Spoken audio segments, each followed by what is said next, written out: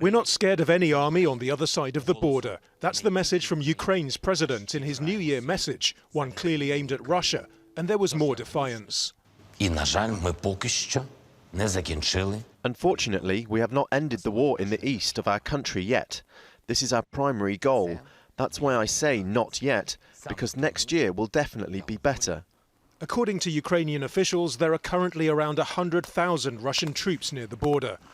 Western governments say they're concerned about a full-scale invasion.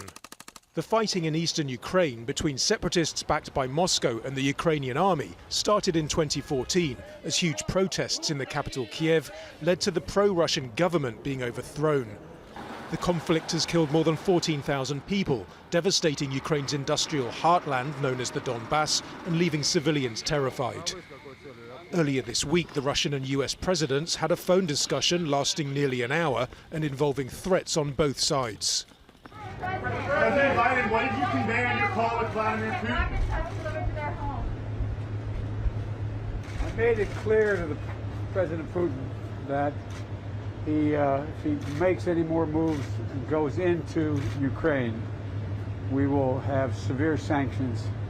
We will increase our presence in Europe with our NATO allies, and it will have to be a heavy price to pay for it.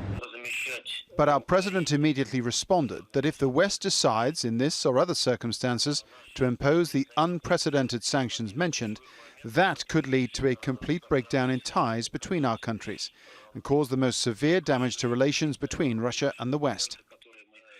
Russia's worried by what it says is the West's rearming of Ukraine, and it'll be taking part in a series of meetings starting in 10 days' time. It wants legally binding guarantees that any future expansion of the NATO alliance will exclude Ukraine and other former Soviet bloc countries. It's not clear at this stage where any compromise will come from. Nadim, Al Jazeera.